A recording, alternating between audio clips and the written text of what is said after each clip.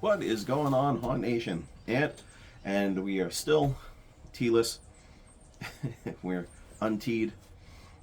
We are pure coffee today, no tea. Again, because we are trying to get these reviews out in a timely manner. If you didn't watch the Erebus review, my man was sick and unfortunately was not able to go on the long weekend trip that we had planned to hit all these haunts. So, he didn't get to experience them, number one. Normally, we do the reviews together anyway, like a Q&A type thing. However, we're probably not going to see him until close to Halloween weekend, and we want to get these reviews out to you as quick as possible so you can make a more, what's the word I'm looking for? A more informed decision about which haunts to go to and which haunts not to go to this holiday season. So now, this review is for the Dent Schoolhouse.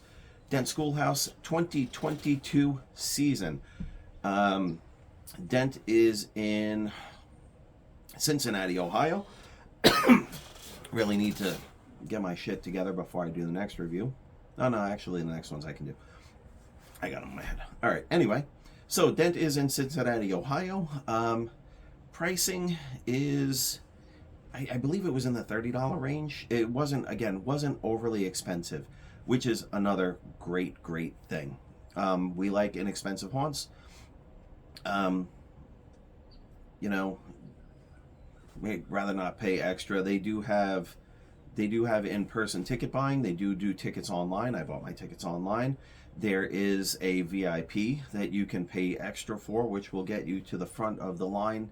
Technically, not technically, it'll get you past the main queue in front of the thing. After the queue, there is an area, which there will be videos, or there should be already videos up on Instagram of the walkthrough area where you're allowed to take videos and pictures and whatnot. And that is right before you head into the main haunt. So it'll get you up to that area, but you will still have to wait on that line to get into the haunt. Parking, once again, this year was down the road at the Children's Hospital, and it was absolutely free. So we love that. We love free parking. No extortion parking. They do have a couple of, I'm going to guess, people that have their own lots or arrangements with lots with various rates, around $10, I'd say, maybe $5 at some of them, but I definitely think I saw $10. And I didn't pay that much attention because I'm not looking, pay for parking and walk 100 feet when I can walk the equivalent of one city block. I'm not that lazy. As lazy as I am, I'm not that lazy. Type of haunt. So Dent is a self-contained, house type haunt. It is in an old school building that is an actual old school building that they have converted into a haunted house, which is pretty awesome. It takes place on the main floor and the basement. The basement, I say this year after year, is sizable. It is more than twice the size of the main floor. I don't know how that's possible. Maybe it's the way they arranged it, but it just seems to go on forever, which is a really cool thing. They used to have a thing in the back called the slaughterhouse. That is no longer there. Probably good, because it was very hit or miss if it was inclement weather, or if there had been inclement weather before, or I'm guessing if they didn't have adequate staffing, they would just shut it down. So it was an add-on. It wasn't extra, but it was hit or miss on when it was open. When we went last year, it was not open. And last year we had a miserable experience at the Dent Schoolhouse. So I went in hopeful but not expectant that things would be better. We'll get to that. It is mostly actors. No, there are a good amount of animatronics. So there are actors and animatronics, plenty of animatronics, drop walls, the whole kind of thing in the haunt. Plenty of actors in the haunt. So good mix of both, and all the animatronics seem to be working. It is a concurrent idea of the schoolhouse. So you go from different parts of the schoolhouse into more devious parts. It's supposed to be, the Dent Schoolhouse has put out 10 videos, I believe, on the different ghosts that haunt the Dent Schoolhouse. I still have yet to see a couple of them, and I've been there many times, but I have seen most of them. But it is one concurrent idea that you are walking into and through this haunted schoolhouse where Charlie the janitor, who used to murder children, very Freddy Krueger-like, except for he has a pipe wrench rather than a finger knife glove, as they like to say in the first Nightmare on Elm Street, finger knives, right? But thus it has become haunted, and I guess more ghosts and monsters have invaded the schoolhouse. Timing and spacing. So, here we go again. The timing was good. Timing was good. They were giving an average of like 30 seconds, I'd say, 20 to 30 seconds between groups. The problem I have is I had a group of 2. There was a group of 4. They put the group of 4 with my group of 2, and the group of 4 was in front of my group of 2. You know what that means? That means everything got triggered by the group of 4, who I don't know, who didn't know, still don't know, and I did not get to experience any of the jump scares or the triggering of animatronics until they had been triggered, scared, and moved on from it, which meant that, especially with the animatronics, I'd see them resetting, or I'd see them already reset. And with human beings, especially like the drop walls, drop windows, I would see them, maybe a glimpse of them, and then the drop window going back up. Does not make for a great experience. We had a problem last year. Last year they just conga lined us all through. They just were pushing people through. This year is better. It was better.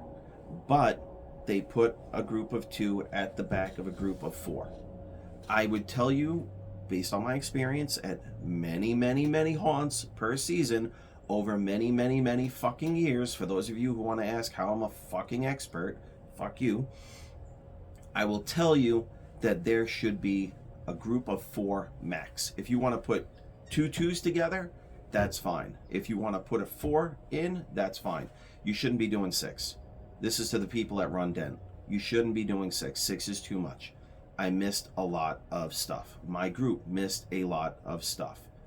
We caught a lot of stuff, but we missed a lot of stuff. And eventually what wound up happening, because Dent has no checkpoints, is we wound up in a conga line again. I don't blame Dent for that. Okay? That is just something that happens at haunted houses. People move slow, people move fast. I don't move fast. I move at a nice, slow, steady, determined pace. I want to be there. I want to look at everything. I want to experience everything. I'm not Scooby-Doo walking. I'm not sprinting. But I'm there to experience it. When I don't get to experience it, kind of ruins it. All right, sets are gorgeous. Okay? Their sets are absolutely gorgeous. Movie quality. Some really, really beautiful standout set work. Everything is appropriate and looks like it should. And it's just really great. I mean, that's really all I can say without sucking their dick too hard, is the sets are phenomenal, as well as the costumes.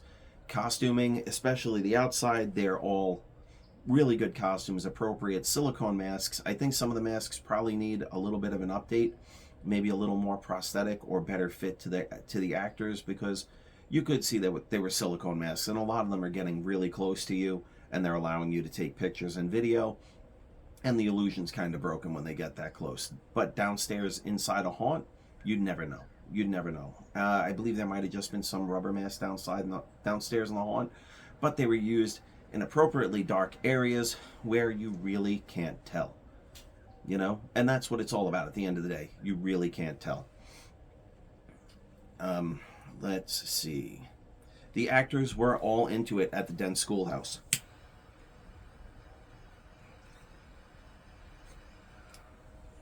They were all into it. Everybody was into it. Everybody was doing their job. Everybody was trying to scare. Didn't catch anybody texting, lollygagging, hiding out in a corner. Everybody was into it. That is a fucking definite plus. Definite plus. They definitely do the right thing when they're vetting their actors, and it really shows, and it makes a difference. Between the costumes, the sets, and the actors, definitely into it. All the animatronics seem to be working, even though I caught them fucking resetting. But I digress. Length of the schoolhouse is pretty decent. You're probably looking at a good 20-minute walkthrough, even without a conga line. really good length, especially for the amount of money you pay. Definitely well worth it. Nothing that I would say is, exorbitantly expensive for what you're getting. I don't know if they have different prices for different nights. I don't think they do, but they might. Again, always check their website, look on their website, look online, and you'll see. Noticeable changes. I really didn't notice too many changes, to be honest, from last year. There's one noticeable change, which is the slaughterhouse and the absence of the slaughterhouse. We'll get to that in a bit. But other than that, the schoolhouse itself, I really didn't notice anything different. So if you went last year, you may want to wait a year. It seems like they spent all their time and energy rather than in the house doing what replaced the slaughterhouse section of the haunt.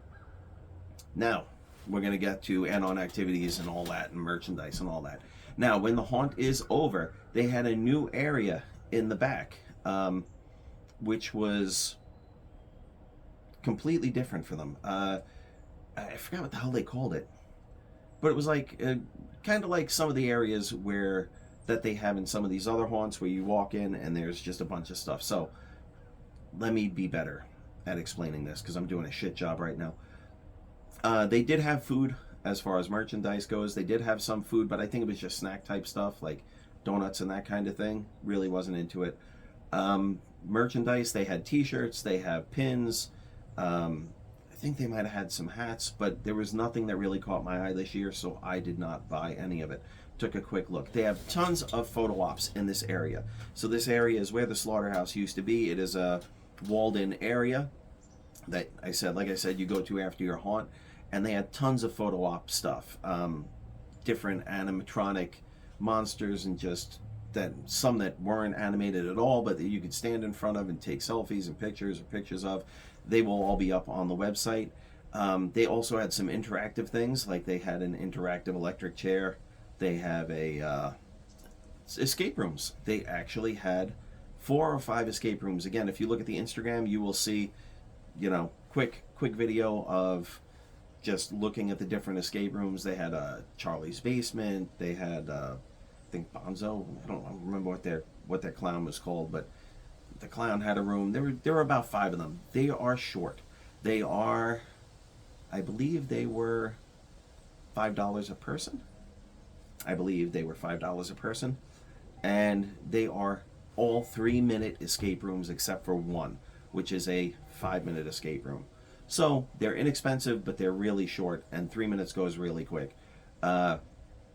Almost made it out of the escape room. I did the clown themed one.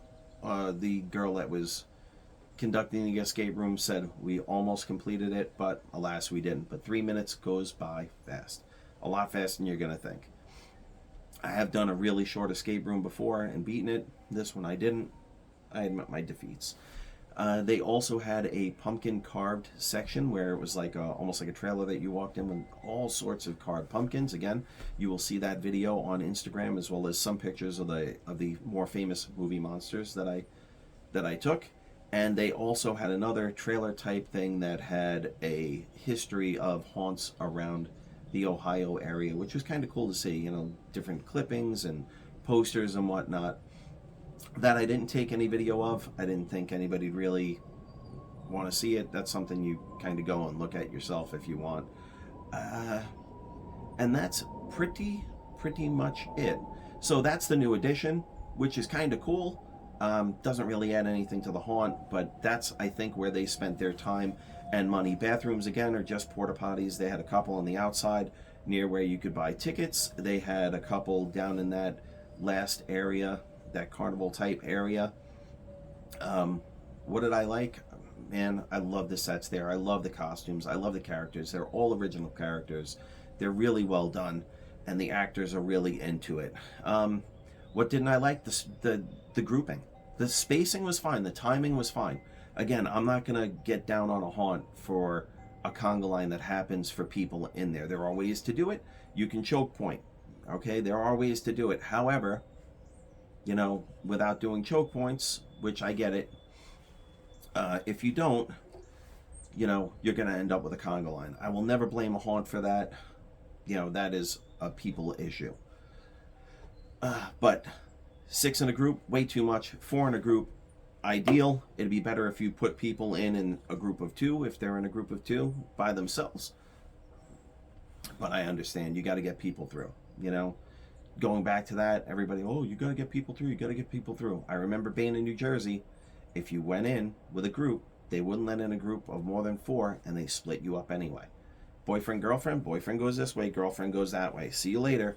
And they managed to be a very busy haunt, and they managed to get all the people through. So don't tell me it can't be done. It can be done. I've seen it.